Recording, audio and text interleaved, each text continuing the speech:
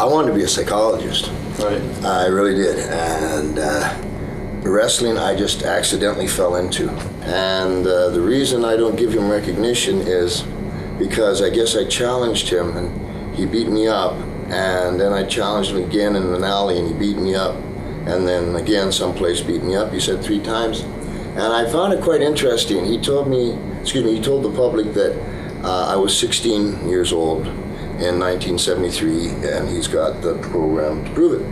I was born in 1954, so the math don't add up there, but let's just even assume, just for the fun of it, the announcer didn't know who I was. He knew it was Roddy, and he said, and here comes all these bagpipers. Ladies and gentlemen, what do you want to call him, Larry? Yeah, I know what I'd like to call you. Roddy the Piper. And the just got dropped, and I don't know where the Rowdy came from. Lord Upperdace grabs me, pulling me aside. Don't you ever tell a promoter you had a bad match. They never watch them. They're counting the money. When you're asked, just say, it was great. Could have heard that heat in Tokyo. It's not your downset. And they're happy. Don't be so stupid. Leo Gariboni comes up to me and says, kid, I'm going to give you your first break. Fucking A. so he says, I said, okay, what are we going to do? He says, Roddy, they're going in against, guy's name was Johnny Rods, and he was wrestling this Jabba Rook. Okay, and he couldn't talk. He didn't do interviews. He says, I want you to go in the ring with this guy and let him beat the crap out of you. Don't hit him one time, no offensive move, and then once he's beat the crap out of you, I want you to let him pin you solid. 1, 2, 3. Where's the break? I'm in the ring and Buddy Rose snatches my kilt and he goes up to the crow's nest and he lights it on fire. And boom, I'm up to the crow's nest and I'm putting it out and it's on TV. So it starts playing. But by the time they get to it, it's about 12:15, midnight. There's nobody in the building. Here come the fire engines. Somebody was watching it, calling it, damn, man, there's a fire there. We better get down there. And woo, woo. And I come in the building, what the, going on? I had, I can't remember, 2-year contract, and they just fired me. I remember the next day, some referee kind of, knocking on my door and slipping it under my door and running away. And then somebody, let's just put it this way, somebody turned me into the IRS at the same time. Right. And it just, I guess we used to have a terminology called blackballed, and that's when I started going over to Santo Domingo with Flair and San Juan with Flair. This is starting the war, and I got to give Jimmy Crockett a lot of credit here. All of a sudden, Jimmy Crockett calls me in the office one day, and he says, Vince McMahon Sr. just called and wants to use you. Most promoters would have just drug you along and threw you the bone at the end. I did the honorable wrestler thing. I give my notice now, thank you. And I went up, but Blondie was quite hot back then. And for a rock and roll celebrity or to throw a wrestler's name was, I remember sitting on the couch like, we never had that kind of attention. That was the kind of like the negative bottom line scoop on me. Wasn't big enough to be the world's champion. And I guess through the meetings was considered. And that was something that I fought really hard against. And if we look at it now, it actually dictated the style that I do. Because I needed to get in the ring and make people believe that, I'm going to have some kind of a shot against Andre. Or something's going to happen there with Hogan. I just simply said, Vince, there's so many guys, man. And everybody is going on TV. And the way they're trying to get over, they're killing each other. Boom, boom. They got to pay for that. I said, you give me a bow tie and a mic stand 5 weeks. If I don't get the job done, I'll get out. And the next TV, there was a Piper's Pit, the one that we know. The Andre Hogan going into WrestleMania 3, I had a big problem with. And Andre was going to rip the cross off Hogan, and I caught wind of it, and I wanted nothing to do with it. And Chief comes up to me, big pot belly, because the Chief, once the concession closes down, he goes and eats all the free hot dogs. He doesn't have to buy dinner. So he goes and, Rodney, I hate Rodney, my name's Roderick, however, Chief. Rodney, have you ever seen anybody with a coconut? I don't know, let me look it up here. Garbage can. No, Chief. And that's all he said to me. Dave Wolf, Cyndi Lauper's manager, wanted to manage me at that time. And Dave Wolf was a driving force in putting the whole Rock and Roll Connection together. Put me in a video called The Goonies that Cindy was doing the movie for, the video for, I'm not sure. And, actually got to this point here where Dave Wolf comes up to me and asks, he says, and here, grab this one, he says, can you kick Cindy in the head and not hurt her? This is the female vocalist of the year in the world, and you're giving this kind of, that was the big question. Are they going to hot shot the world and they're going to die into? And I was one of those that it ain't never going to last. Get it while you can. It ain't never going to last. Get it while you can. And here I am. As I came in, the pictures, I said something, put away, and Mr. T goes, Rudy, and so I looked at it and I squeezed his head and I said, it was pretty soft. I didn't know you weren't allowed to touch Mr. T. It's a contractual thing. You can't touch him. Well, when I squeeze it, the reports, Al Piper says, no brains or however they put it. And so I just doing an interview about Mr. T, and I said, and they asked me about Mr. T, and I said, well, you go figure this. I figured that slavery was a terrible thing, and I was so happy it was abolished, and Abraham Lincoln and all the history you have, and as soon as they make the slaves free, what does Mr. T do? Put chains around his neck. I just can't figure, holy cow. Here come NBC, and so that was and then that's, McMahon took, if it was Hogan versus Piper on the marquee, he just quietly put the WWF. And of course, those people at that time came to see Hogan Piper, but as they trained him, it was the WWF coming to town. And what that enabled him to do was, he wanted to get rid of the guys that cost that much money, or the ones that would buck back, and get a control. And eventually he just got the WWF is coming, no particular one name. And now he pays them what he pays them. And he just came, his head was here, just kind of toying, and I looked over at McMahon, and McMahon kind of smiled, and yeah, you can handle him. And that was about it. I remember that one. And I remember McMahon saying after the match, why didn't you take him out? Why didn't you tell me? I would love to. What he would do is he would come into Jersey here, let's say, and he would put up a card, Hulk Hogan, and he would just make one mistake in the letter, and the letter of his name. And then all these people would come to the matches, and it wouldn't be, they're all imposters, and they would boom, and he'd take the money, and he'd be gone, and the guy that owned the territory would be stuck, and the territory would die. So that's why he was feared. Well, as the story goes, when he got to New York, he did it in Madison Square Garden, the old garden.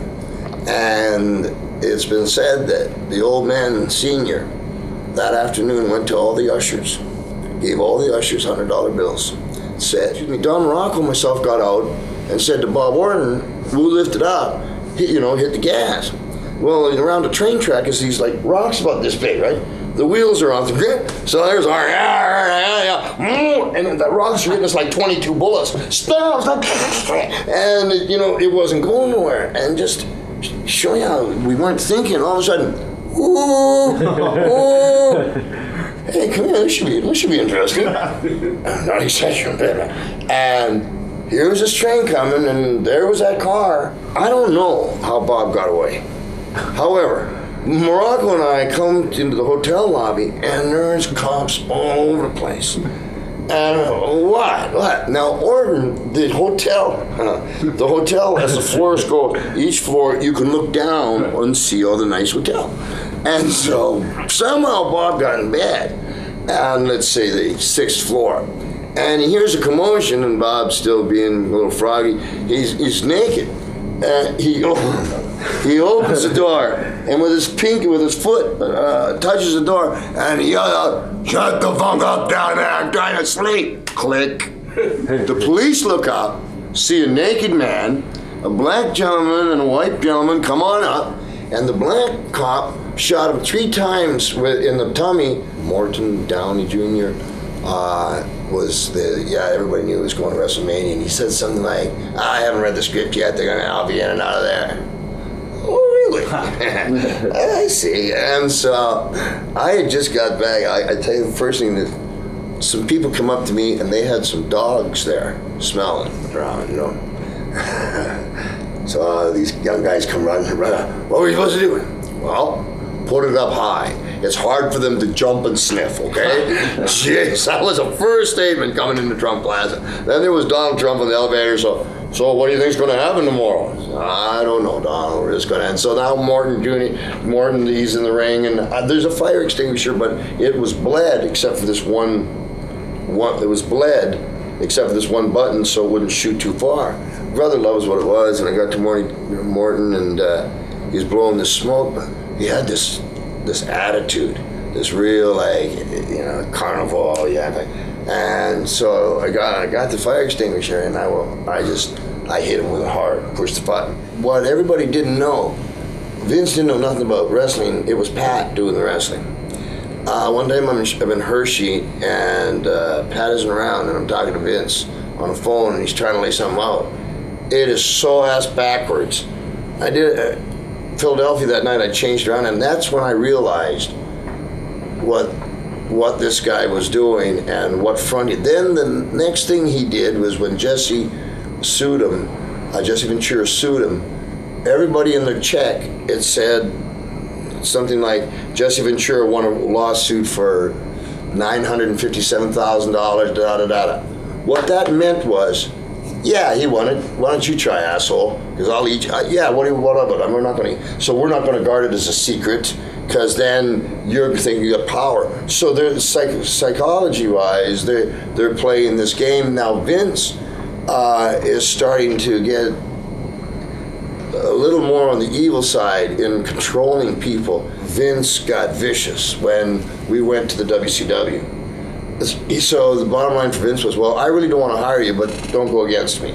The WCW wrestlers right there talking about the WWF wrestlers. And the other guy, the WWF wrestler guy, you bunch of geeks, we're all on the same side. They're the promoters. God bless them. I hope they make all the money. But that's the way it was, where the wrestlers themselves were knocking the other league. I think that's the height of Markism. You know, what you'll do is you'll come, nobody will know it, and then all of a sudden there you'll be to take on the new blood, and the only people will tell is travel. All right, well, that's where everybody gets their information from there, Eric. I said on the phone to Eric, I said, Eric, I tell you, you know, I mean, I'll do that if that's what you want, but I think I have something that'll work better. He says to me, can you have a treatment on my desk by Wednesday? Well, a treatment is a word used in the movie industry.